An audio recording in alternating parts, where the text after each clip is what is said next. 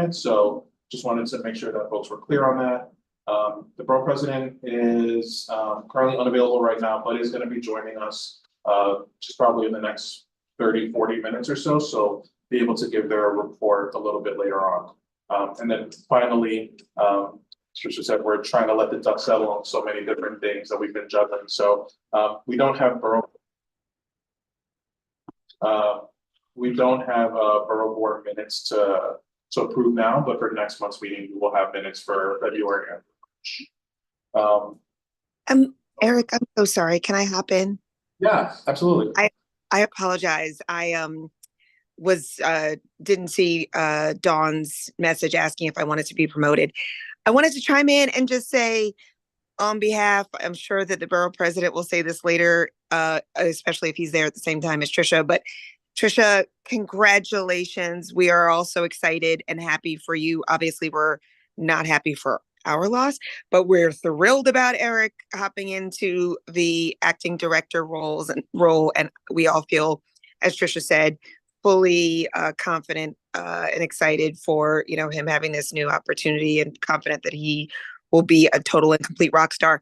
I will not lean in on how wonderful Trisha is, because we all did that last week with the proclamation and flowers and tears and all the things. But we're excited, and we're going to see much more of Trisha, because as you can see, she's a glutton for punishment. But go team, go. Look forward to seeing you guys soon. I'm heading down shortly. And thank you, Eric.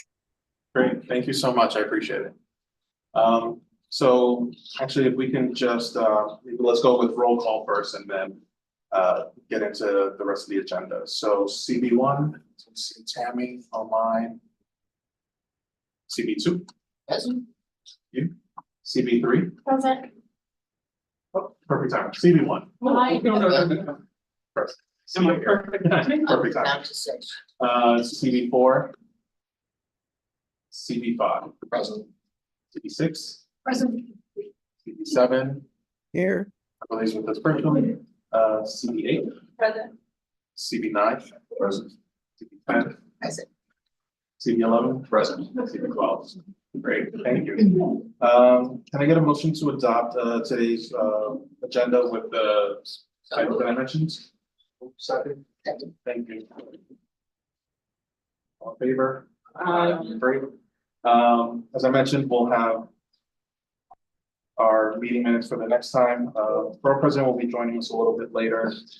So we'll just skip ahead to HPD. I believe we have HPD on here virtually. Is that right? What happened to the other part of the agenda that was supposed to be The mayor's Yeah. office. So I had just made a note earlier that there was some confusion. It's more constituent driven, so they were actually confirmed for borough service cabinet, not for borough board. I'm happy to talk with you offline about maybe getting a presentation here to the board the rest of the year. feedback from the constituency Okay, in CB1? I'll make sure to get us all looped in together. Thank you, Tim. Sorry. So with that, I will pass it to HPD. Is HPD on the line? Morning, yes, HPD is morning, on the line. How are you all?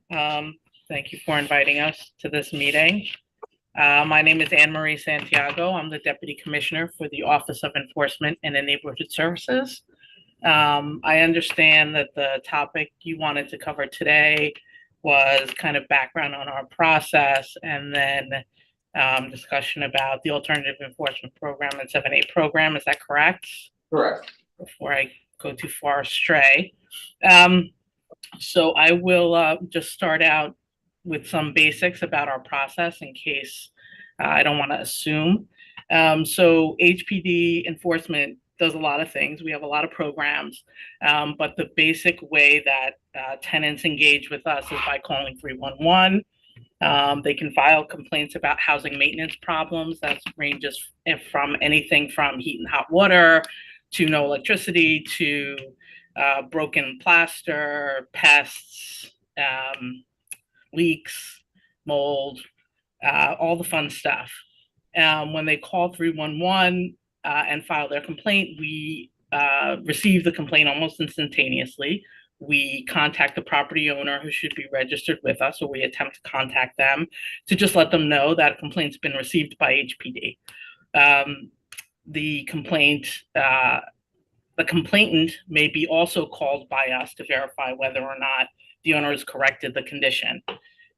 Inspections occur if we don't get a verification from the tenant that the condition is corrected. When the inspector goes out to conduct the inspection, they are always looking, in addition to whatever the condition is that the person complained about specifically, they're always looking for 10 additional items. So they're looking for self-closing doors in the hallway and in the apartment that they're going to. They're looking for pests, they're looking for mold, they are looking for carbon monoxide detectors, smoke detectors, window guards if there's a child under 11, lead-based paint or peeling paint really if there's a child under 6, window gates, illegal window gates on the door. And there are 2 other items. It's a long list. The inspector can issue violations in any one of 3 classes. A Class A violation is the least serious violation that we issue. A Class C is the most serious. For some subset of the most serious violations, we have an emergency repair process that will kick in if the landlord fails to correct the condition. So things like self-closing doors are automatically emergency repair generating conditions. We send out technical staff to assess the condition, write a scope of work. The city hires a private vendor to do the repair, and the bill at the end of the day goes to the property for the cost of that repair plus administrative fee. That is our basic process. The owner has an opportunity to certify the correction of the condition based on the class of violation. They get a certain time to do so. So for Class A violations, again, are least serious, an owner has 90 days to correct that. Our Class B violations are 30 days correction period. Class C violations can vary. So lead-based paint is 21 days, for example. Self-closing doors is 14 days. Most Class C violations are 24 hours from notice. Any questions about that before I switch over to our special enforcement programs? I have a question. Okay. We have a question. How many enforcement agents do you have? How many? I'm sorry. How many enforcement investigators do you have? Right now, we have about 330 inspectors or so, or at least we did at the beginning of this year. We do still have some vacancies, and we reached out to the Manhattan Borough President's office to see if they wanted to work with us on doing a job fair for housing inspectors, and hopefully we'll be able to get that rolling in the next month or 2 months. And just a follow-up question, how long do you wait before you send out a correction from the landlord before you send somebody out to do the inspection? So the time for inspection varies. During the heat season right now, for example, it's cold again today. It's been a little warm, thank goodness. But we try to respond to heat and hot water complaints as our priority. Usually during heat season, except in the coldest periods, we can get out between 1 and 2 days. That's been our average. Depending on the seriousness of the violation, of the condition that the person is complaining about, it will take a little longer on average. So we prioritize. Lead is also prioritized for inspection. We're mandated to do those inspections within 10 days. And sorry, last question. Do you differentiate between NYCHA housing and private housing? HPD does not inspect NYCHA housing. We only inspect NYCHA as a result of a court order. So we are focused on the privately owned stock in New York City. Thanks. You're welcome. Okay. Yeah. Sorry, quick question. Do you prioritize rental properties then? And this also applies to co-ops and condos? We issue violations in rental properties. Really, co-ops and condos, a lot of the requirements for repair are part of their agreements. And so the responsibility for repair is on the owner. If the agreement between the individual unit owner and the board or the organization, the corporation, is that the person who owns the unit is responsible, then that's something that they need to discuss between them. Thank you. Okay, the alternative enforcement program. So HPD, in addition to responding to complaints, which again does take up the majority of our bandwidth, we have several special enforcement programs, and these programs are generally targeted to buildings with the poorest condition in some way. So the alternative enforcement program is just one of those programs. That program is legislatively mandated. HPD selects 250 buildings every year in January. The criteria for selection for that program are written in the rules, so they're set. We do not select buildings, randomly. The buildings have to have a certain number of Class B and Class C violations.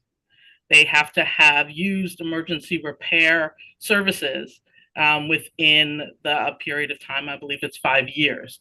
And the number of violations that qualify you for the program really depends on the size of the building. So buildings with more than 15 units have to meet a certain threshold. Buildings with between 6 and 15 units have to meet a certain threshold, and smaller buildings have to meet a certain threshold.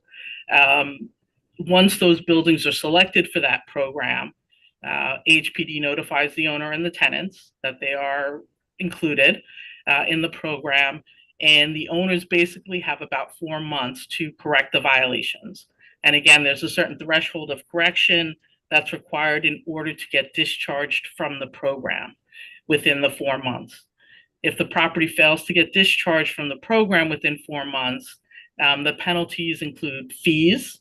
So there is $1,000 per dwelling unit fee associated with the program. And HPD will do a more rigorous assessment of the property and could issue an order to correct to the owner. And that order can order the owner to do more than just spot repairs. So in alternative enforcement program, for example, if there are a lot of leaks and the roof needs to be repaired, the agency can order the owner to replace the roof rather than just conduct repairs. Buildings are selected citywide for that program. Buildings can stay in the program beyond the year that they're selected. So if repairs aren't made, either HPD can make the repairs, we can initiate litigation on those properties. And so the 250 buildings are published on our website, the list of buildings selected for that program. So if you're curious about any of the buildings, notices do go to the council members who have buildings in their district that are selected. The 7A program, which was the other program that you specifically asked about, is also a special enforcement program. It is really the most serious program and really addresses the worst of the buildings. And these are buildings where what we are seeking, and that this is a court action, in order to appoint a 7A administrator. And a 7A administrator's responsibility is to collect the rent and make repairs with that rent money. HPD has to go into court and prove to the judge that the owner is not capable of continuing to run that building. It's not capable, it's not financially able to do so. It is a long process to go into court and make those arguments to the court and to have the court appoint an administrator. The administrator does not own the building. HPD does not own the building. HPD does provide administrators in many cases with financial assistance, so loans to do the work that might be required to bring the building up to standard. And that money is, again, liened against the property, so it is billed to the property owner for repayment. HPD does have a number of other special enforcement programs. We have an underlying conditions program, which is targeted specifically to buildings with mold and leak violations. We have a heat census program, which is targeted specifically to buildings that have heat-related issues. And these programs also, some of these programs, or most of them, have specific criteria based upon which, objective criteria based upon which buildings are selected. The underlying conditions program buildings, I believe, are also on our website. I don't recall if the heat sensors are, but I believe they are also. We have web pages on all of these programs. So if you want more information or background on the programs, you can certainly, again, check our website for more detail.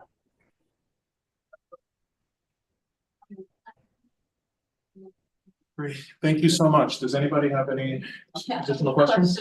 Yeah, please. This is all very interesting. I'm just curious in terms of the enforcement, and then you go and you litigate and you put a lien against the property. Does the statute permit you, to the extent you're not paid by the landlord, for the city to actually collect all the rents as a pay down of the money that you've invested in this property going forward? Is that one of the remedies, or are you saying that the landlords continue to get the rent even though the property has a lien on it?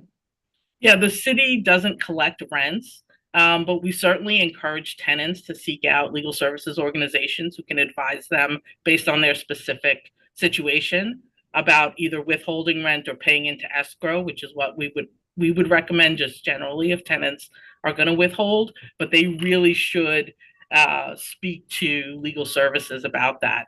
Tenants also have an option, if they are rent stabilized tenants, to file with HCR for rent reductions.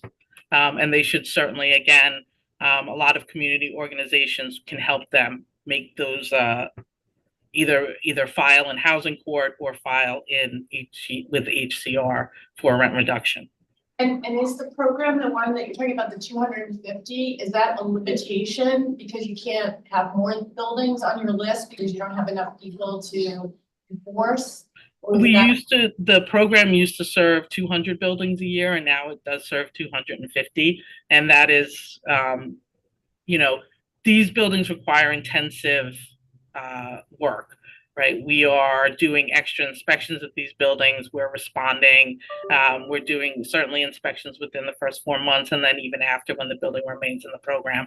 So we do need to have like a very focused approach to identify these buildings and address them. Thank you.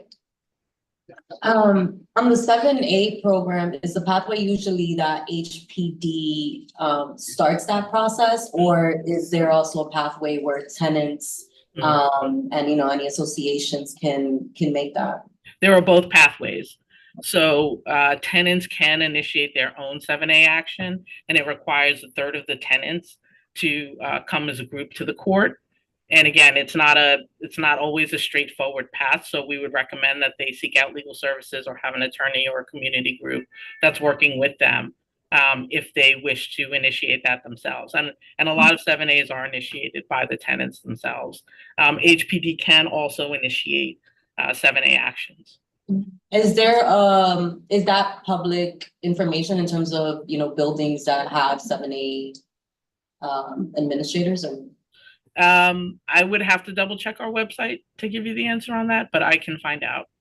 And then you said the same thing about the 250. Those are also available on the website? The 250 are definitely on the website. Thank you. You're welcome. Yeah, please. Morning. Morning. No relation, I'm sure. But from CB11, we have 103rd Street between Park and Lexington. Emerald Equities owns a whole slew of buildings right there, and there was a protest last week on a rent strike. Has that set of buildings been inspected by HPD? Actually, we were there on the day that they did the press event. Wonderful. Inspectors were going through the buildings at the request, I believe, of Legal Services, Manhattan Legal Services. Great. So then I have two more follow-up. Very pleased to hear that because we do have that building, I think, was acquired in 2015, 2016, and that's when things started to go downhill. Do you have a hot sheet for what you just discussed that we could disseminate to our members at CB11? again, for all of these programs, our website provides a lot of information. I would point you there, but I can certainly, you know, take that down and send it to you if there's any additional questions. That distillation would be super helpful. And the second question, what would legally need to happen since you're already paying for repairs in these programs to then acquire or take possession of the rent? What is limiting you from that? Because you're advocating for it being put into escrow, but if in the program the repairs are getting done, the city should be coming to a net zero. We can see that. Yeah, the city, again, we bill all of our charges, whether it's emergency repair charges, whether it's alternative enforcement program charges, to the property through the Department of Finance. And so it goes on a property's property tax bill. And so eventually, in most cases, those do get paid back to the city. But there is a carrying time for that. Yes, but to get involved in rent collection, I think is really beyond the scope of what an agency would want to do. I think the appropriate remedy for us is to go with the property owner, and again, it stays with the property. So if that property owner sells the building, those charges usually get paid. Thank you. Does anybody else have questions? The question is unrelated to what you're speaking about, but it's still an HPD question. It's regarding fires when there's a vacate order for the total building. Mhm. Your department monitor the progress of that for residents to return to the building? HPD doesn't monitor all fires, but the larger fires that do occur, in most cases, HPD does conduct an inspection, issue a vacate order, and if we have issued a vacate order, then we will monitor those large fires, the restoration of the building.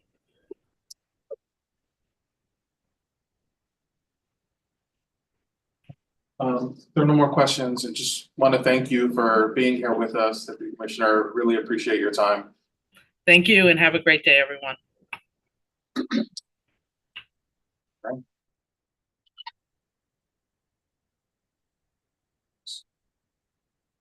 Right. Appreciate everyone's time here for that one. I think we can move into chair reports now. It is March, so we will go to CB3. Oh, okay, cool. Well, I didn't really figure it that way, but great. So this past month, I think since we last met, we had Commissioner Zach Eisel come speak before our full board. We asked some pretty thorough questions and got some thorough responses, but some, some that are a little bit disappointed about. We still have ongoing situations in the park. We have a lot of expectations from parks to get the toilets back up and running. And we continue to have conversations with him, but I think it helped alleviate a lot of concerns people were having to happen there. We also had a meeting just last week on transportation, the presentation of Borough that went pretty smoothly, I believe, from where I'm expecting, we're looking, I'm looking forward to the full scope of engagement over the next spring and summer, but we had the initial just informational presentation. That's great. And then I have to report that we are a little bit exasperated that the portal isn't open yet for the DOT outdoor dining program. I'm sure a lot of people feel the same way too. The office is a bit anxious with the timing of that and the incoming applications we expect. Yeah, that's about it of like things top level. Yeah. Thanks. Yeah. Happy to help just reach out and try to get a timeline on that. Okay, that'd And be I great. think there was an email mainly with district managers, but also some chairs about scheduling time with DOT for a presentation, I think in the next week or so. So hopefully they'll have more of an update between then and now. I don't think we have CB4 with us today. I will pass it to CB5. Hello, CB5, another new face, hopefully the last one for a bit. My name is Samil. Yeah, just wanted to introduce myself. Yeah, I don't really have much to report. I've only been on the job for about a week, so maybe I'll have more.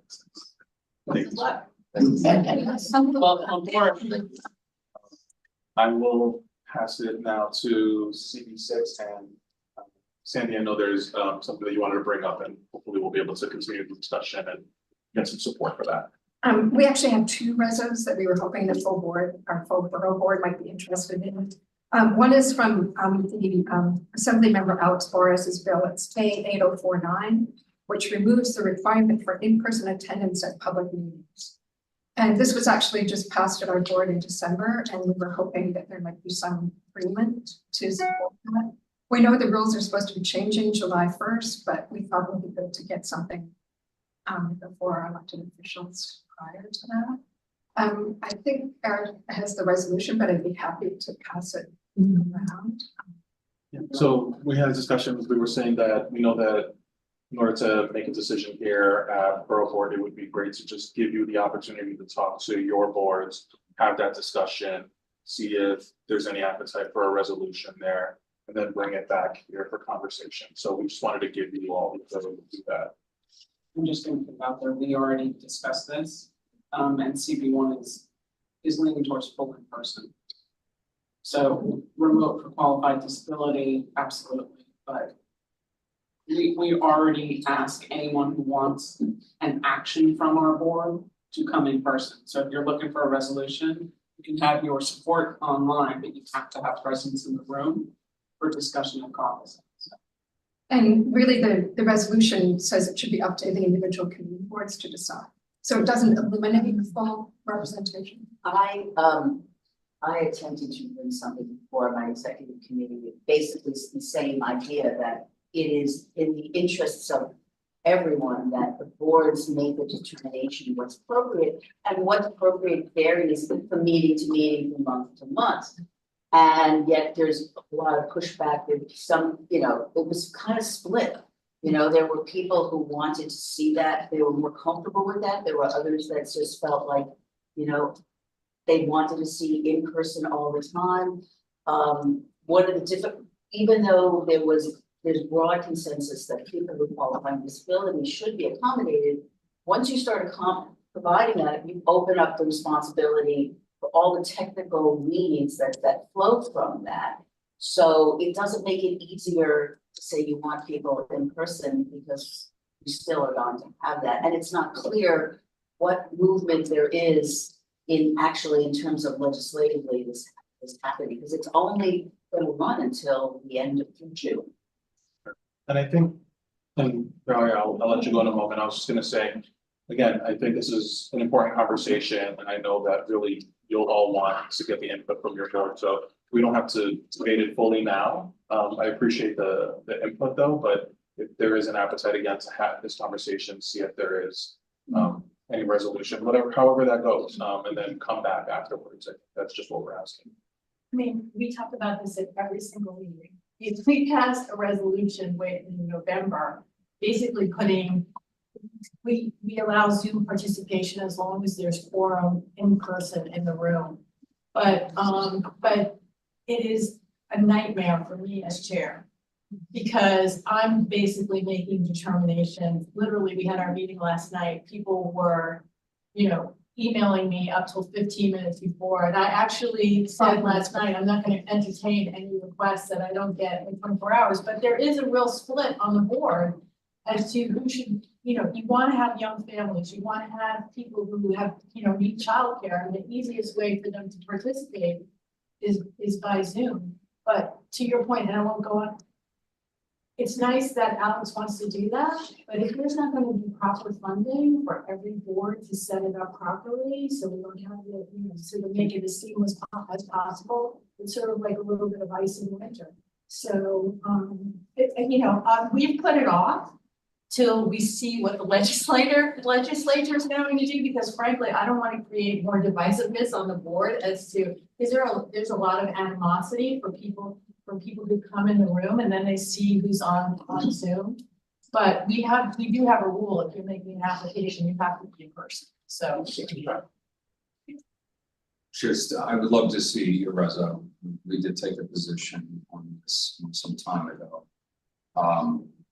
There are pluses and minuses for being spaced like we are right now. We have equally had the challenges, I know we'll discuss greater, but I have executive tonight, so we can go for the business. I think from our point of view, this is exactly why historically Bloomberg fought to change the charter, but met headwinds when it came to the open meetings law, because he wanted to have greater diversity of participation. And there were many people who, like I said, families, young kids, or were traveling for work, like I used to do, and I was living up in the air at the time, but I would still make it, right? So it was getting that balance, but not everyone had that flexibility. That's where we are.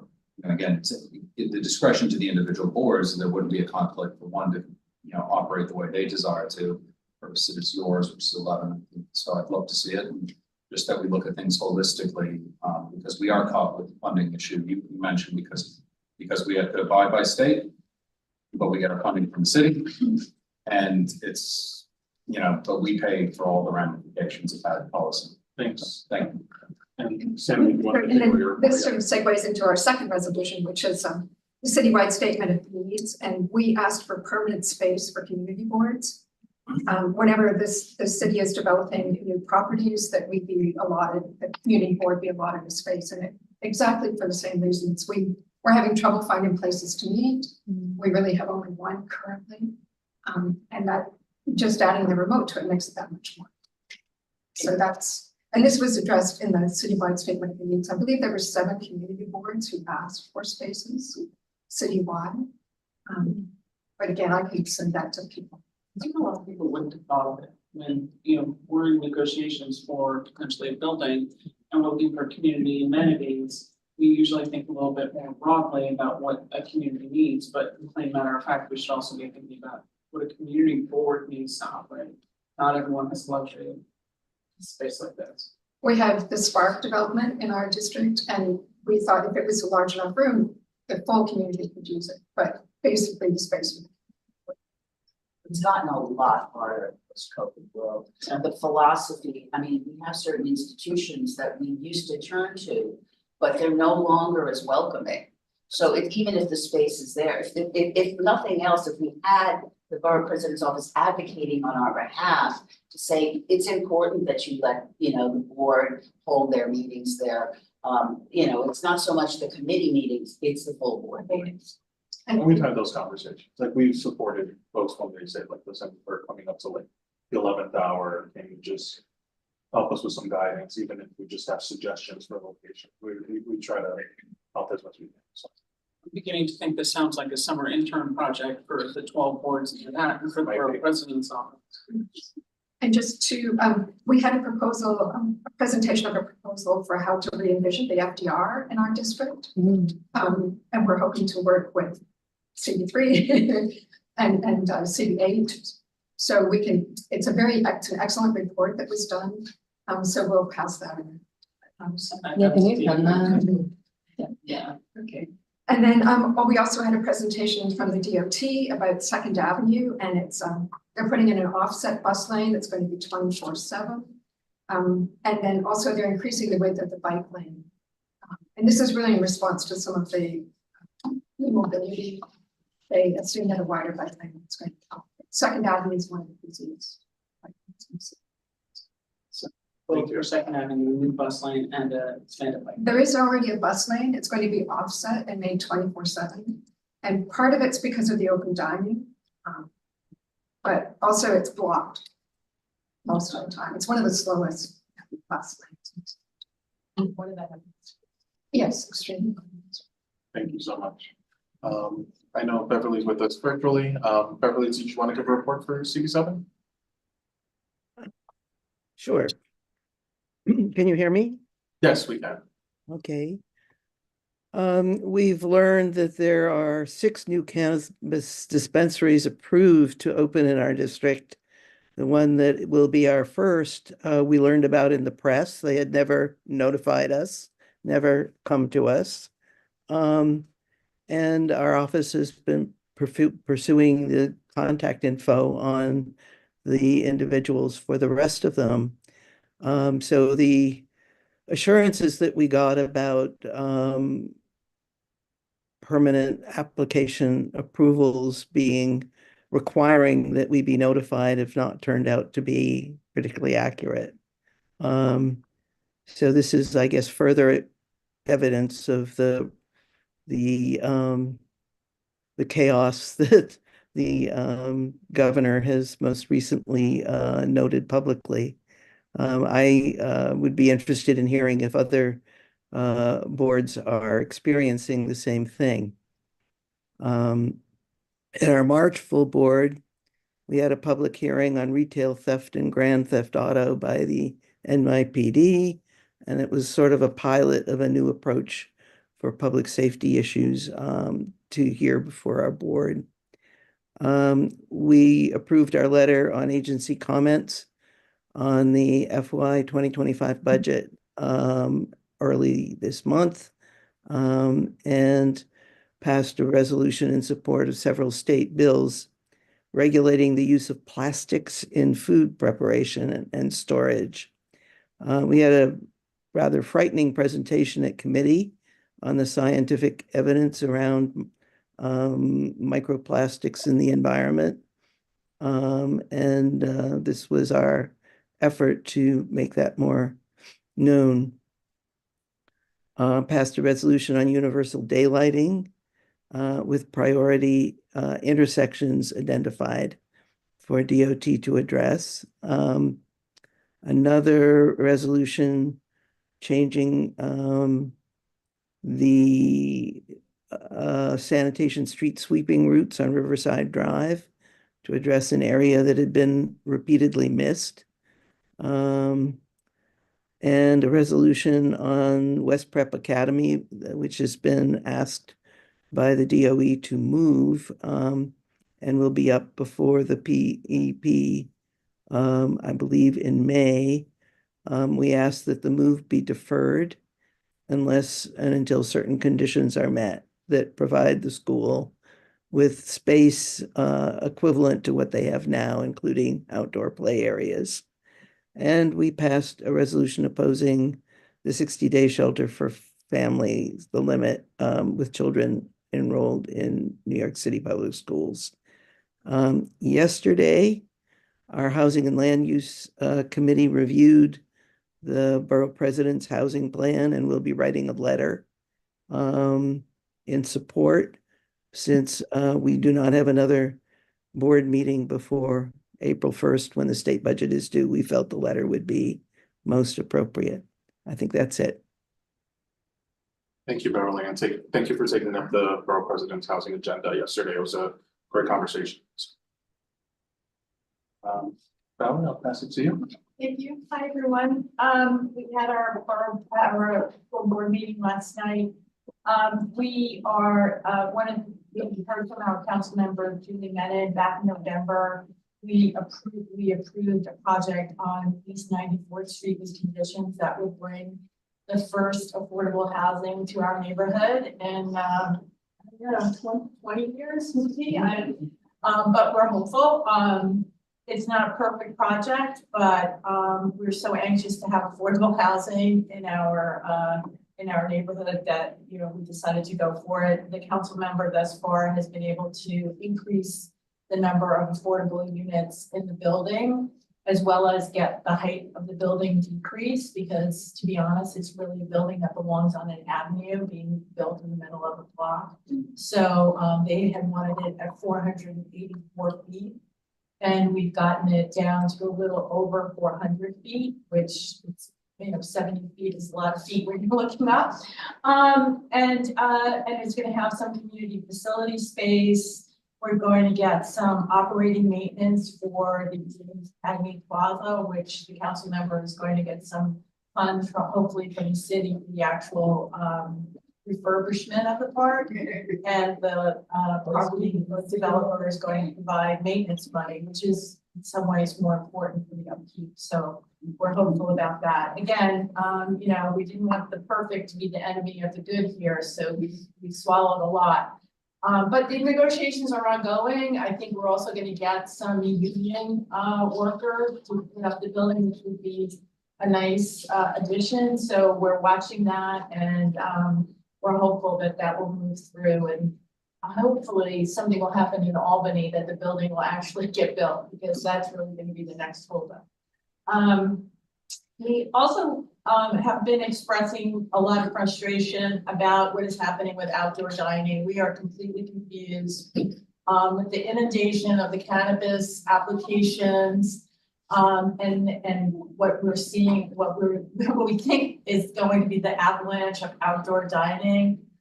And quite frankly, we hear from the DOT in different meetings.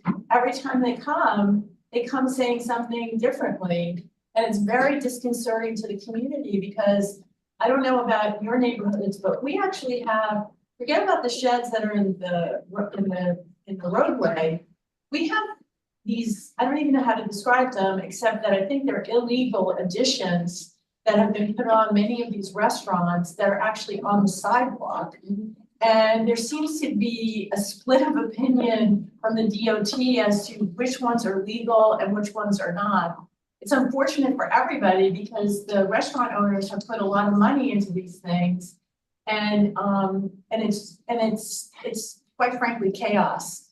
And I don't know if it's really a community board's purview to do this without a lot more direction. And I just feel like we're gonna be the fulcrum for just outrage on all sides. And we need a lot more direction, a lot more help on that, because we definitely want to handle it better than cannabis. And we just see the same thing happening all over again. And we can't have meetings that go 10 hours. We just can't.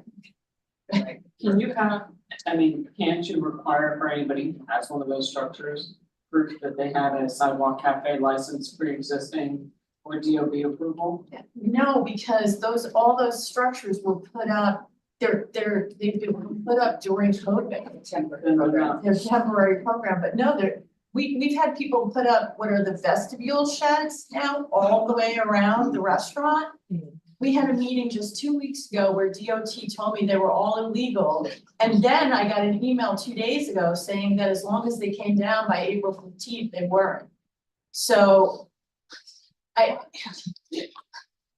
Yes, both can be true, is what we resolved. They are legal under the new program, and they must be taken down. but they were just put up by the, I mean, I didn't, you know, this is what I'm saying. We're talking about this now. We don't, I mean, this is not really, I can't call, you know, neighborhood associations and tell them, you know, walk into the store. And plus, I think it's terrible to put the onus on people who live in the neighborhood to tell their neighbors that they're doing something illegal. That's not our job. I mean, you know, yes, exactly. And, you know, these guys, you know, these people are very hardworking. They've invested money in their businesses. It's helping the economy, but at the same time, you know, sidewalk space is precious, you know, roadway space is precious. And we're just not getting the right direction. So I implore whoever can use, you know, to help us out, because it's gonna be a nightmare and for everybody. And then the amount of money that the restaurant owners are expending to try to do this properly is also, you know, I get calls from them too. Who should I be hiring to help me shepherd this through? What's gonna work? What's not gonna work? So we did have somebody say last night at our meeting, who's on our board and also a restaurant owner, that he went to a restaurant fair and they were basically selling like complete packages of things that can go out onto the roadway that can be disassembled. But again, you know, that sounded hopeful. I don't know if you all got, the last time I spoke, we talked about our resolution regarding transparency and congestion pricing. I don't know if everyone got that resolution. I'm happy to send it around again. And that was going to be on requesting that the MTA report on a go forward basis.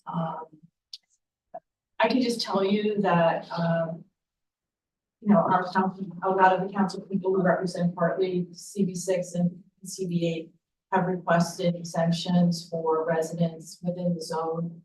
Some of, all of you are involved in that as well. And we're also exploring actually being able to, get onto the 59th Street Bridge without having to pay the toll if we're not going anywhere else in the district, because that was not the idea of the program. So they wouldn't consider that an exemption, but there is, I don't know if you're aware of this, you can exit, if you're coming from Queens into Manhattan on the 59th Street Bridge, there is a way to get off the bridge without paying a toll. And so what we're asking for is a way onto the bridge without paying a toll, if you're only going off the island, so to speak. But anyway, that's a work in progress. I just want to end by saying and promoting, on April 16th, we're going to be holding a webinar, Understanding Hate Crimes. And we're going to have the New York City Commissioner on Human Rights, New York City Office for Prevention of Hate Crimes, the representative from that, the office, also the Police Department on Hate Crimes. I will give you the information and email. Okay, I will promote it. Okay, Yeah. And you're welcome to email it to me, so I can make sure. Yeah, purely informational, but we thought it was important, an issue that affects everyone, and we just wanted to get information out there for people to be able to understand what they are and be involved in helping prevent them and what to do when you see something happen. So thank you. And so just quick, I thought you didn't pay to be congestion zone. Oh, yeah, you do. No, not the MTA gave us a. No, you have to see, here's the thing, you have to get into the zone in order to get onto the bridge. You have to pass, you have to go below 60th to get back on the 59th Street. So it's not for residents within our district, it's for people. Yeah, it's for, but by the way, that will cost you $15 to get on the 59th Street Bridge. But if you go all the way, let's say you live on 63rd Street, if you don't want to pay $15 and you only want to pay $7 to go over the Triborough Bridge, think about all the congestion now that's going to be going in the opposite direction. So, I Thank think you. the obvious. Thank you.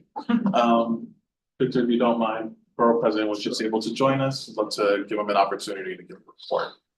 Thank you very much, Eric. Good morning, Borough Board. How you doing? It's great to see all of you. Sorry I'm not there in person, and sorry for the weird backdrop. I'm hopping between a busy morning of events and meetings, but wanted just to quickly update you. It was great to see so many of you 2 weeks ago at our second annual State of the Borough address. We packed it in with over 700 people, and community board members came out strong. We were very happy about that. If you missed it, you still have a chance to watch the speech. We have it on our website. Also want to tell you how excited I am by the community board application process so far. We had really a blockbuster pool of applicants, over 800, and we've been doing interviews continually over the past week plus. Shout out to Eric and his team for doing a great job on that.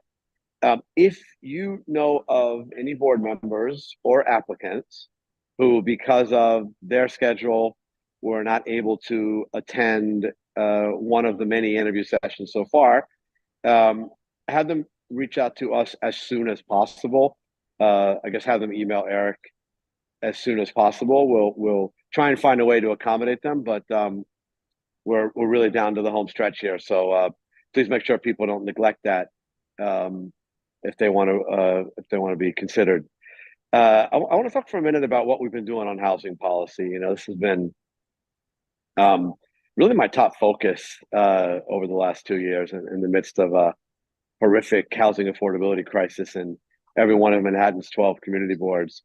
And about a month or so ago, we put out a full agenda for state housing policy that is in play right now as the state is heading into its budget deadline on April 1st.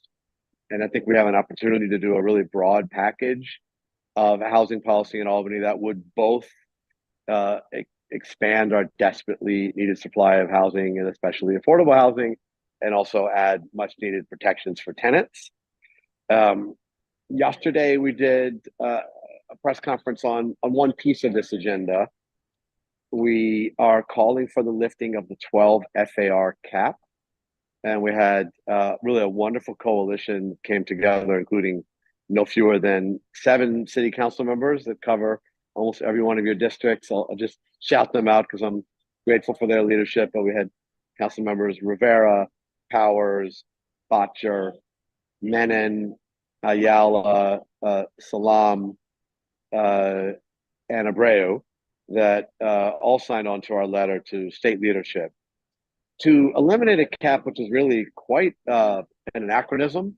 It was founded or it was put in place in 1961 at a time when, believe it or not, they were worried about too much housing in New York City and not enough office development. So they capped only housing. They didn't cap commercial. And we've been stuck with that ever since. And some of the most beloved buildings in the city are larger than 12 FAR. They predate 1961, of course. If you look at all the glorious buildings along Central Park West, some of those apartment buildings are much more than 12 FAR. But this is relevant in today's policy debate as well. We need to convert vacant office buildings to housing. Many of those buildings are much more than 12 FAR. So if they convert, they'll only be able to use part of their space for housing and have to leave the rest vacant or commercial or whatever. It doesn't make sense. And there are many more ways this policy is really inhibiting our fight to address our severe housing affordability crisis. So very excited about the coalition that came together yesterday in support of lifting this cap and optimistic that we can get it done. Anyway, finally, I'll just say that coming up Monday night on the 26th, we have our annual Women's History Month event. It's going to be right where you are. Going to be here on the 19th floor. And we have a different theme every year. This year, we're celebrating women artists. And we have an exhibition of some of their work. And we're honoring women who are leading in the arts. So it's really going to be a great event. We're calling it Muses in Manhattan. Come by if you can. Anyway, that's it from me. I'm going to pause now. I'll pass it back to you, Eric. I don't know if you have time for questions or if that's if there's any questions on the floor. If so, happy to take them. If not, also happy for you guys to continue with your reports. Thanks so much. Back to you, Eric. Thank you, Borough President. All right. Seeing no questions, I'll go back to chair reports. Yes. Good morning, all. I'm going to start with rats. The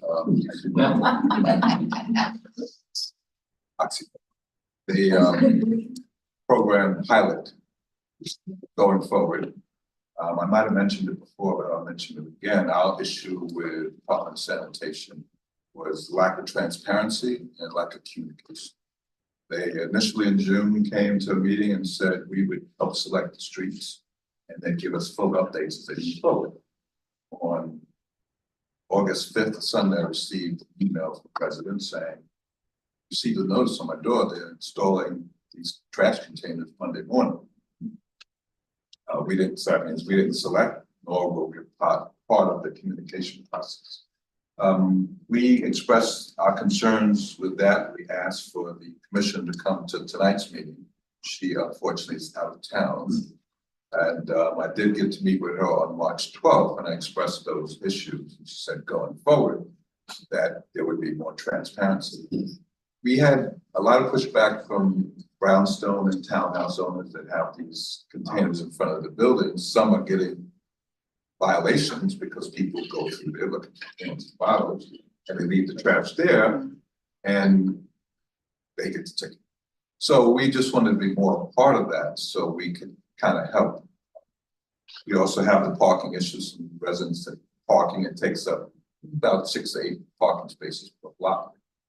As you know, it's going to be throughout our whole district starting soon, which I found out through Columbia Spectator who called me for an interview. Would you like to comment on? I said, comment on what? The expansion. I said, really? Okay. I called the mayor's office. I didn't get much there either. So we just want transparency and to be part of the communication process. They, and I've seen less rats myself and less garbage piled up, you know, in the evening. So I think it's helpful, but just, you know, want to work together.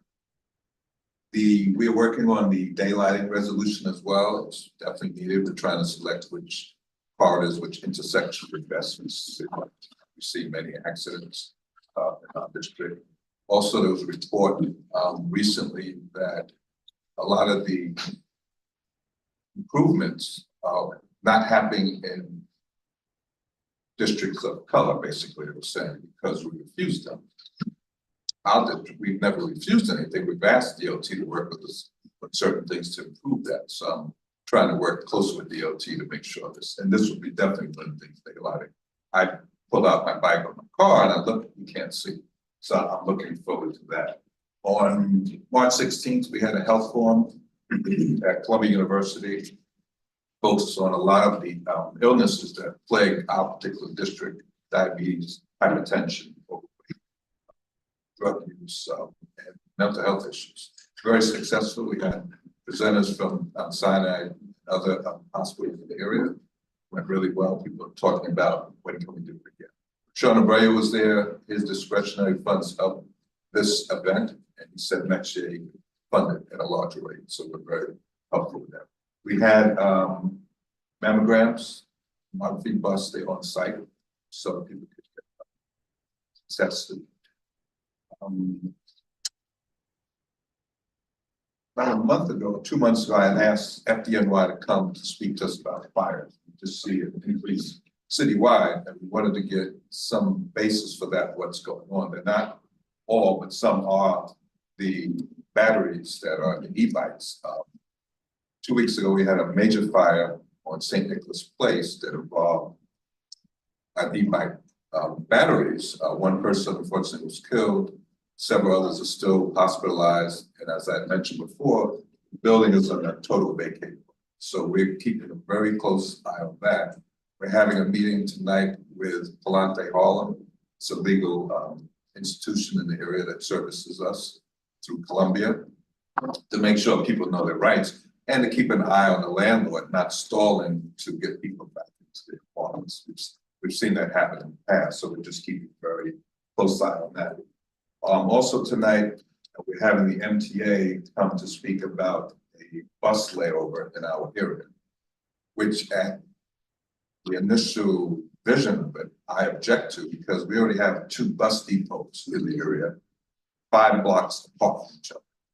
Further up in 10 or 11 by the Esplanade Gardens, there's another bus depot, in addition to the sewage treatment plant that's right on the water. So asthma rates are very high, so we're just very cautious about it. That bus doesn't have to end there. It could end somewhere else. That layover could be there.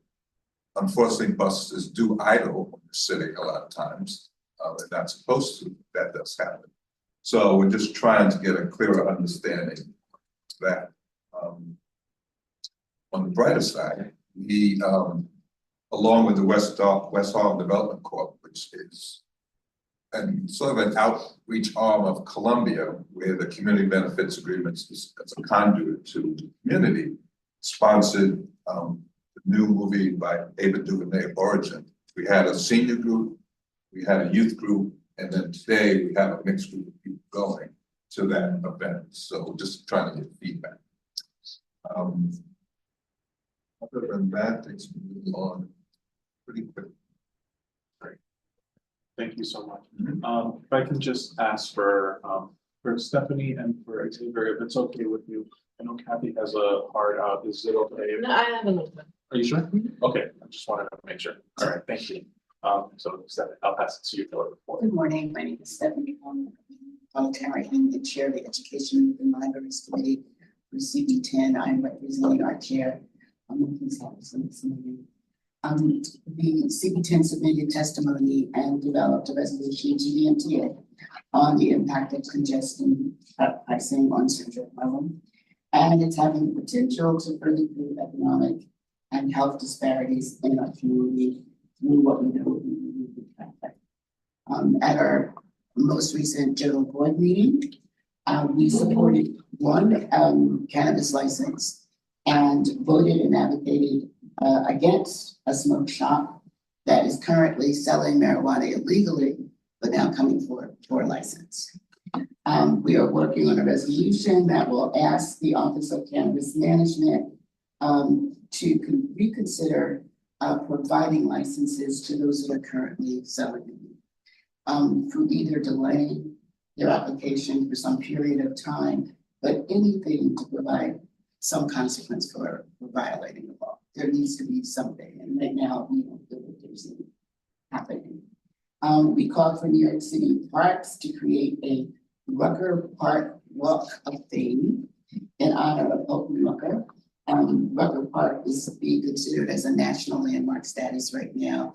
It has been in probably every movie having to do with basketball for the past 2 decades, and we're really excited about the possibility of basically honoring what has become a really historical and important landmark in our community. Our education committee supported 7 schools, 7 of our 29 schools in our district for capital funding. I want to thank the Borough President's Office for helping us navigate that process. For many of our principals who are sort of overworked and under-resourced, trying to manage classrooms where teachers are not present. This is an awesome responsibility, and we're really proud to be able to support them in their efforts. So 7 schools, I think it's a record for us.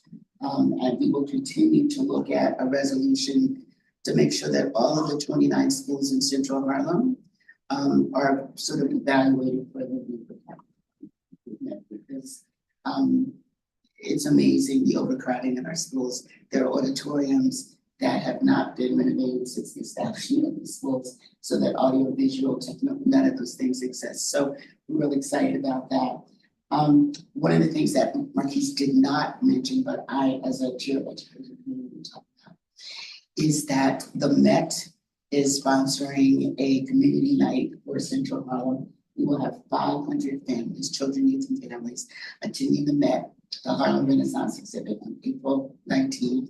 We are so very excited that young people who live in Harlem will be able to see that exhibit.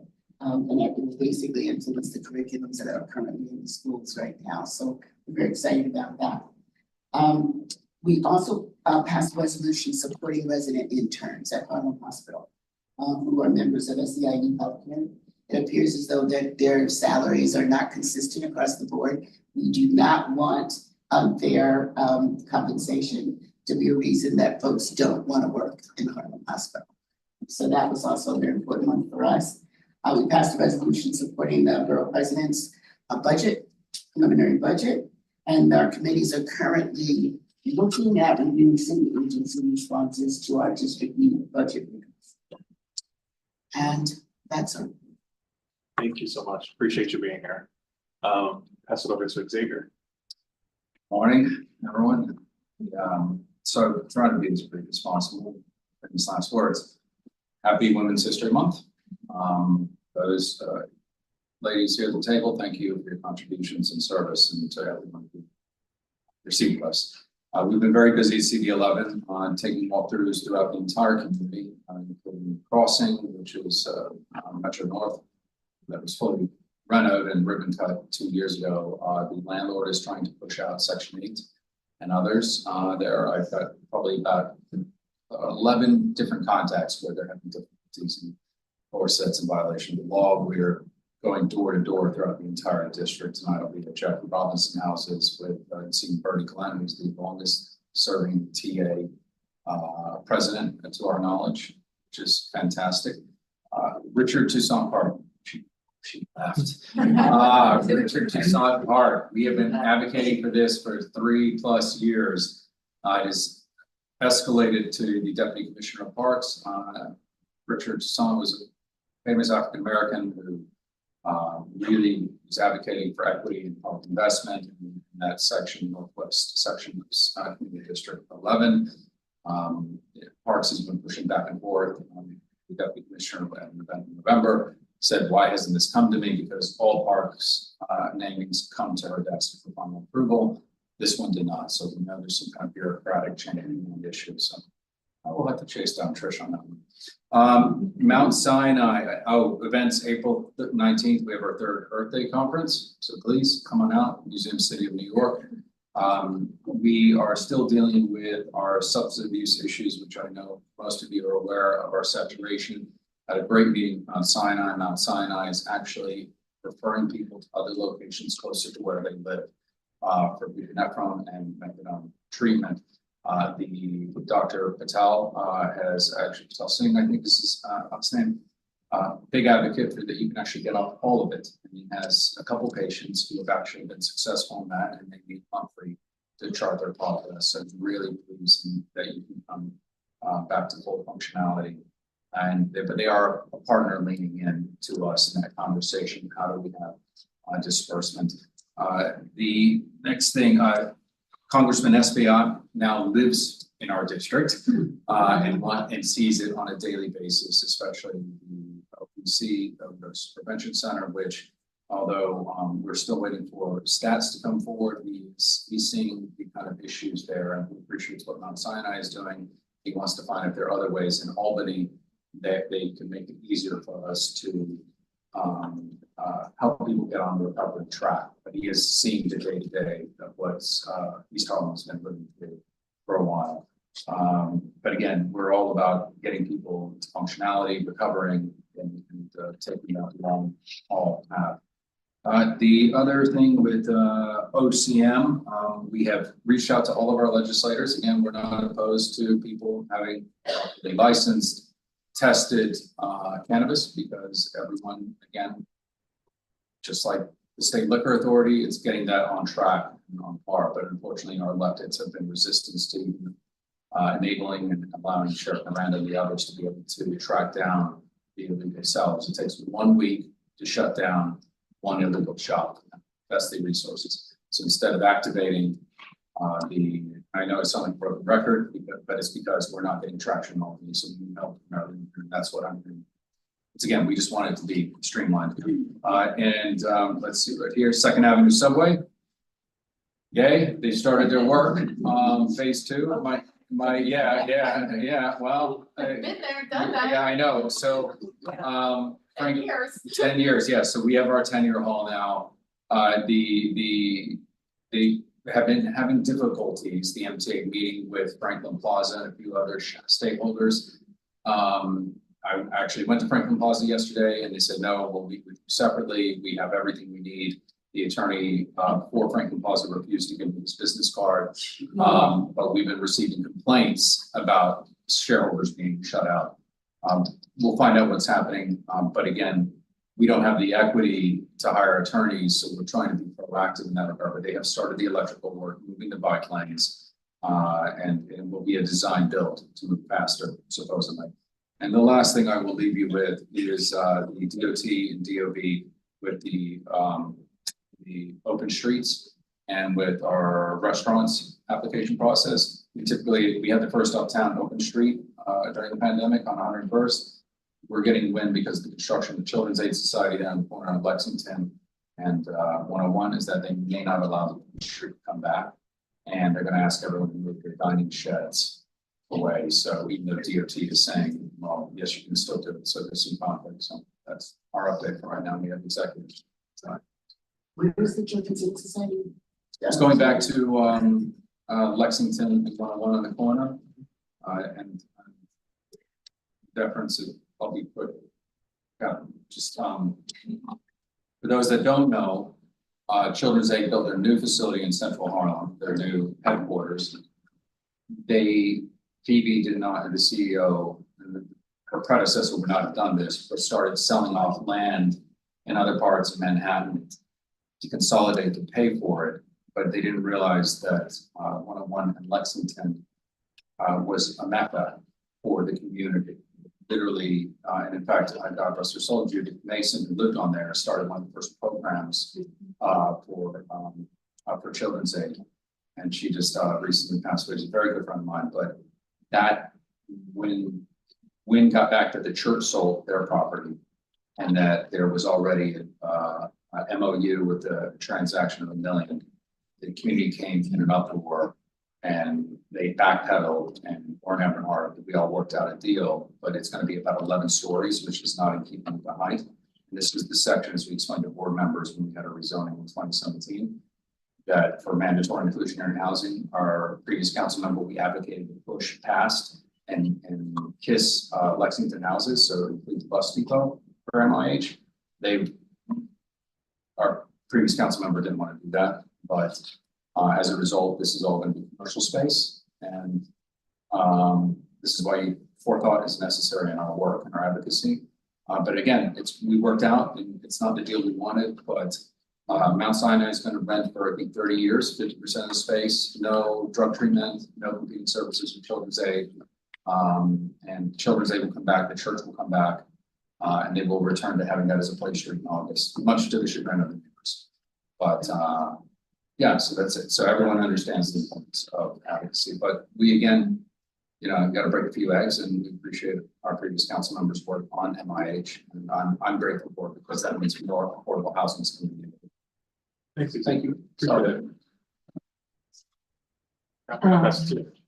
Okay, so at CB12, I'll kind of start with what's kind of gone out public. Was we had a statement I think last week around the row house, historic row houses, on I forget 158, which essentially are 100+ year old homes that were part of kind of like showrooms back then and part of the expansion in Manhattan.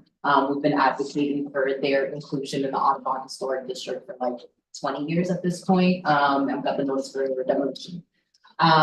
So we, there was a lot of chatter online, as there always is, but we made it really clear what our stance has been and the fact that we've been advocating for this for so long. And really the call to action, calling out is around landmarks and the inequitable approaches they have in the city, particularly for communities of color when it comes to preservation.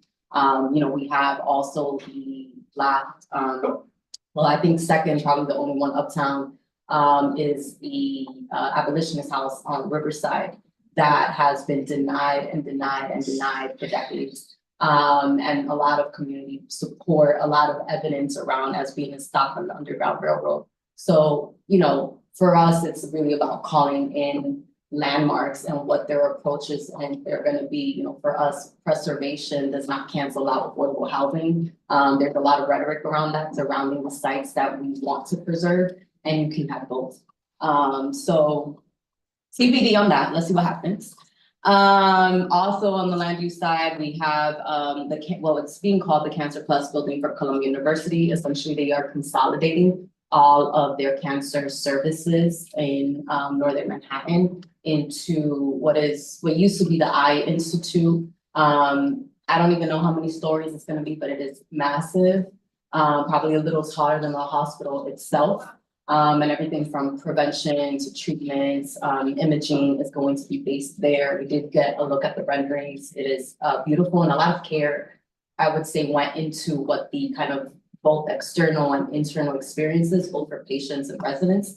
So we're gonna have formal presentations about that in April. I definitely invite also other folks uptown, since folks travel across the city for cancer care. Same thing on dining out. We need the detailing. I at least am always on edge and nervous about what that influx will look like. Not so much on Broadway, but really on the sidewalk, and understanding that people are confused. So I think we're gonna get people who are throwing in applications who maybe don't need to, and just like a lot of that mix. I would say also the other thing that I got rumored about, but never received the formal communication, don't know about you guys, is around the links. The earbud towers on the 5G side. We had learned just at the executive that apparently it's being like paused and redesigned, but we haven't heard any formal communication, and especially because we already have some of those. So I don't know what that means for the existing, I'm gonna call them earbuds that we have now. So there is that, but that's not new in terms of communication from OTI. One thing I want to share with folks too, that we've been going to vote at our general board meeting this month is around the COVID funding expiration for schools in the district. That is something I can share with all of y'all. I think it'll be helpful. We got really tight numbers on what that looks like in terms of tangible impacts in our community. So like the number of social workers, the number of programs that are going to be slashed and that depend on the COVID funding. And so Chancellor is going to be in our district. So we will see what that means, but I can share, the contact for if you do want a similar presentation and just to know what that might look like for schools in your district. And then I think the last thing around like, sharing, if you will, is on, accessibility needs at our board. I have some really like unique accessibility needs when it comes to our general meetings in particular. I'm super dependent on using Columbia spaces because they're the most, tech advanced to support our meetings. But there are some accessibility issues that come up and I honestly don't know where to turn to. Besides like the human rights, agency. So if there is a contact that city agencies can use for accessibility support, I would appreciate that. Because they're really trying to troubleshoot and it's just been happening for a little too long. I'll connect with you offline and see what specifically you need. And that's it. Okay. Well, morning, everybody. It's, for those of you who've been watching the news, I think probably the most widely known thing from Community Board 1 is there's a temporary partial stop order at the demolition of the Borough-based jails from the damage that was done to Chungpok, which is next door. And so Chungpok is a building that houses seniors, has a pre-K, has the pediatric dentist had to move because they couldn't actually drill in children's mouths with the drilling and demolition next door. So there's been a lot of issues. We all know that the building was old. We all knew that the building had cracks to start with. But the damage has been enhanced. They tell us it's not load bearing, but we're asking and requesting two things from the city. And I bring that here because it's not like we haven't asked, it's just ask early and often, and here I am now post problems asking again. We asked for them to put HEPA filters in all of the windows of the old building that's immediately adjacent. And we also asked for an independent monitor because it's a little, for a community that had been told on 9/11, on September 12th, and for a year afterwards, from everyone from the federal head of the environmental protection to the mayor that was sitting in the seat, don't worry, it's all safe. You can go down there and breathe. We're 20 years smarter, and having the government, the city check the city doesn't seem to really be working for us based on our own experiences. So we would like an independent monitor to monitor the city project that reports to only city agencies. We think that that's a fair ask for the community. So, which we have done before on large scale projects in the neighborhoods that were directly across the street from a school. And what we found most egregious is that a private developer was better at protecting and understanding the concerns of the citizens of the city. It should be the other way around. We should have had to, for whatever the case is. So that's a big one. I'll just leave that there. So for the cannabis approvals, we also have 5 that were approved in our neighborhood. We are very suspect of how this works because 3 of them we had denied flat. One of them because we had over 100 people, including people from the building itself, denying it for location purposes. One we had said yes to, and one of the ones who we denied never came to us, never spoke to us, nothing. And one is operating a current illegal shop. So it's a little interesting. We actually approved quite a lot of locations in CB1 when they come to us. And we found locations that we thought were really good for fitting into neighborhood contextuality, that people didn't argue and complain. We even approved one that was across the street from a substance abuse clinic because they made the efforts to go and reach out to the substance abuse clinic. So we're really frustrated, combined with the fact that OCM only allows public comment, which means if you're gonna go, unlike SLA, who listens to the concerns before they make the decision, OCM has a public comment after they've already ruled for everything. So with that, I also say we're gonna be reviewing the budget language on OCM enforcement tonight and passing a resolution. Because what we noticed on the bills that are, and different voices that are coming from the governor's language, it still ties illegal enforcement to OCM. What I don't understand is everybody knows OCM only has what, 200 maybe by the end of this month approved locations. So enforcement should not need to be told by OCM where to go when the public is reporting it. There's a published list. If you aren't on the list, then you're illegal. I mean, there's got to be no two ways about that. And so we want to make sure, and we're going to advocate for the budget, that the governor does not tie the hands of city or state and just let them work off the list that's published. This is not as complicated as SLA with the thousands of places that are out there. So we think it's a fairly easy ask. Okay, moving along. We get a copy of that? Yeah, we'll get to it tonight, definitely. We're gonna try and keep it super, super clean and simple. If I may just ask. Mhm. Are you saying, are you asking that the city should also be allowed to do enforcement on cannabis shops that we were saying? Hands down, yes. Just curious. We personally don't care if it's city or state, we just want enforcement because we have a location that opened up brand new. They were raided, they closed, they were open the next day with their new shipment. And they were raided and they were closed, and one of the neighbors went by the next day and I was so excited to tell her he was opening up the on-site usage lounge the following week. So unless we can get local coverage, who is here every day, who's connected to NYPD, this is not gonna get any better. If you want the legal stores to be able to survive and prosper, you have to cut down on it. So They're so brave. So I'm gonna PS 150, you wanna give a shout out for what we all do. PS 150 is a pre-K to fifth grade school in our district. They happen to be at the exit to the Brooklyn Battery Tunnel on the Manhattan side. The kids came, it's like a joy thing. We did a resolution after they did a full presentation. They did traffic counts, they did everything. They presented for DOT. It was really amazing. So I want to give a shout out to advocacy. It's what we all hoped that we would have in our district, and I'm really super excited for them. We passed a resolution, so many resolutions this month, and so many walks and tours. The other fun thing was the China Institute just opened their new gallery exhibit. So if you love anything or want to see anything, it's on Washington Street. I encourage everyone to go. I'm happy to share that. Things that were not quite as fun. We have several DDC projects, redoing streets and other things. Con Ed's been a bit delayed in the partnership of those, so it's a tear up the street and wait.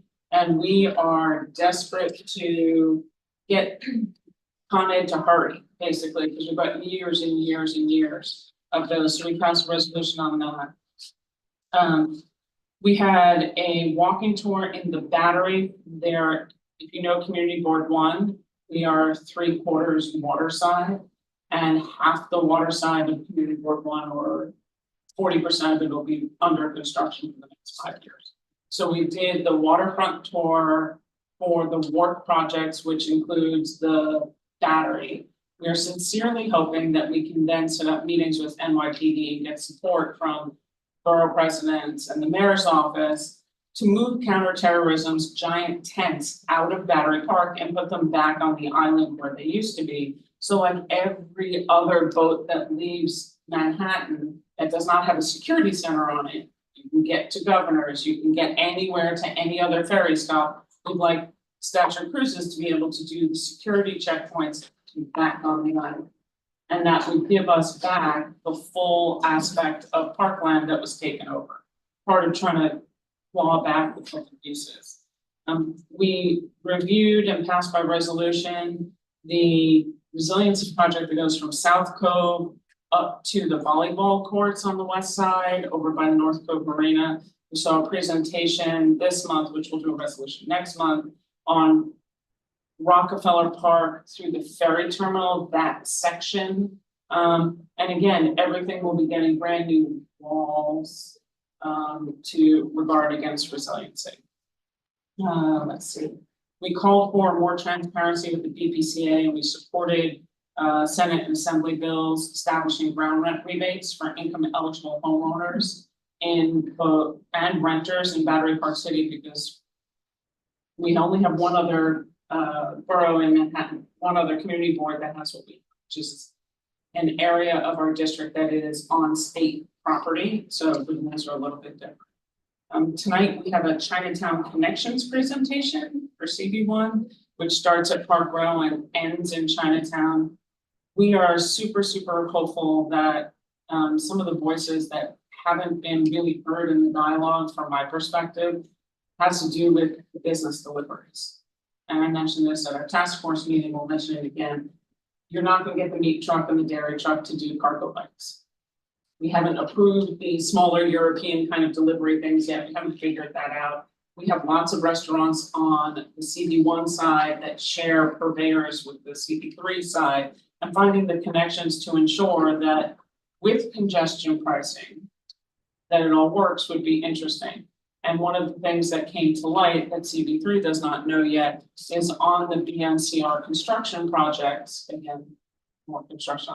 They rerouted the bike route. So if you are a bicyclist and you're coming around the bottom of Manhattan and you're going north on the east side, you will then be redirected over to Charles Ward Place, which is one of the most heavily congested streets because it's one of the primary ways you can get off the Brooklyn Bridge over to Chinatown. And now we've rerouted the bike path there temporarily, which we would think is okay, but the traffic studies that they're doing for the Chinatown connection are from now through June, which is before congestion pricing kicks in and includes the temporary restriction for the rerouting of the bicycle project. And we had said it doesn't seem to make sense. We really think that let's be logical. Let's do a traffic study after congestion pricing comes in, so we see what it's like. And the bike gets moved back, which are supposed to happen in the same time. So with that, we hope that common sense prevails for both the the state budget on cannabis and for looking at traffic studies post congestion pricing. Thank you. Finally, pass it over to Susan. Yeah. A moderate month activity wise, I think this is one of the sort of time when we're gearing up for the warmer weather and we're trying to anticipate things that are going to be more active and more challenging in as the weather gets better and people are more and more outdoors. Our traffic and transportation this month had two very interesting presentations. One by our meatpacking bid dealing with the Western Gateway Vision Project. There have been multiple phases of this project in activating the Far West Village and the West Meatpacking District. But now there's the challenge of, particularly this dealt with 14th Street, and how do you make that more pedestrian friendly, make people more comfortable, reducing turnover of small businesses so that people who want to visit the High Line and all the good things and the piers are comfortable using mass transit to get to their destinations. It is a work in progress. We also had another great presentation. We had the benefit this year of getting assigned urban fellows through the Fund for the City of New York. To the extent I strongly encourage all boards to take advantage of this opportunity to get urban fellows. It's a great way to develop projects to learn about the very specific needs of your neighborhoods, and to collect original research and data that may not exist otherwise, or would otherwise have to be pulled out of other data. This fellow was specifically is working on a project on parking and needs and situations and the challenges now that the same spaces are being used. There are multiple interests in using spaces that were once all about parking. It's still a work in progress. Our second fellow is actually working on a landmarks issue, but this has actually generated a lot of interest, especially with the upcoming congestion pricing. We had two echo concerns about outdoor dining. We established a outdoor dining working group specifically to deal with this because we're expecting large numbers of applications and don't see how we can handle it otherwise. And at this point, we're just trying to get out ahead of it in terms of setting up, protocols and identifying how we can process what may be hundreds of applications. Don't know when things are coming down the road, only that it will be there. This year in particular will be an interesting challenge because you will have businesses operating under the end of the temporary program as well as those, that will be starting on the new program. It's a question of, communication and, we're trying to handle it, trying to be ready for when it hits us. We also had a great walkthrough. Councilmember Rivera sponsored a walkthrough that was actually earlier this week, dealing with quality of life issues, safety issues, drug use issues. It was great to see that she was able to pull together with representatives not just from parks, but the Washington Square Conservancy, the Village Alliance, police, both the local precinct and transit, MTA, district attorney, homeless services, social services. We also, of course, had reps from various local electeds, including the president's office, and looking at both issues of activities in the park, impacts on small businesses, drug dealing, also safety in eventually what ended up in the West 4th Street subway station. It's one of our major stations in the city. It has multiple lines, so there's a lot of traffic there and a lot of safety concerns. So it's, part of success is many times about management of chronic situations, and engaging with the people who, are vulnerable and may create uncertain situations for businesses or residents. So it was a good step, which now that the lines of the district lines were redrawn, Washington Square Park changed the control. So it was good to see. I think the challenge is about getting various stakeholders to commit to activities and not just talking about. Last thing is, I know that we're in that the appointment process. I just wanted to put out an appeal that, last year it took until mid-May for us to get all our folks, and that makes it harder for us to acclimate our new members because we don't want to see them with, because the warmer months, you have fewer meetings. We really try to get our new people to visit as many of our committees, to familiarize themselves. And the further this gets pushed into the year, the harder it is, the more drawn out the process is. And we are going to enjoy the largest group of new members that we've ever seen. For us, we're looking at 7 or 8, which for us is a huge unprecedented number. Yeah, well, we normally have anywhere from 2, 3, 4, sometime more, but it's a large number. It's great because we've been talking about, the reality of term limits, and these folks who are coming along now, if we get them really integrated into those will be the folks who will be stepping up when in 3 years' time, when we start losing our older limited out members. So we're just looking to see them as soon as we can. Well, thank you for that. If I can actually just respond. I hear you on the application process. Our internal deadline is usually end of April.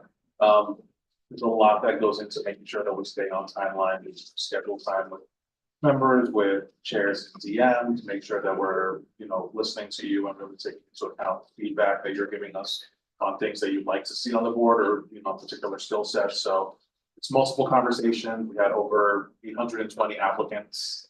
for 300 seats, so it's a lot of reviewing and re-reviewing, but I'm committed to having this be done by end of April, maybe first week of May, so not second week, but we'll do my best to keep on that timeline. Yes. I just want to note for any of the CDs that have pedestrian plazas or whether they're temporary, permanent, or any of it, to note that the DOT will be looking at updating those rules as well for outdoor dining. We know this because we've requested, there are no existing rules on it. It is a source of consternation. We have a future plaza being created that we understand the owner of the location where that's gonna be would like it to all be, all the retail that is around the street that's potentially closing has been vacated to turn it all into restaurants. So that kind of isn't what the public plazas, from my understanding of public space, were supposed to be, and there are no rules yet for outdoor dining in public plazas. So while we look at our roadbed and we look at our sidewalks, and we look at the other areas, we should also be concerned what happens for public plazas. Thank you. Yeah, I just wanted to piggyback on comment about the application. We've had to remove 4 people for lack of attendance and 5 resigned, so we just, council members and your office can just impress upon people, attendance is key.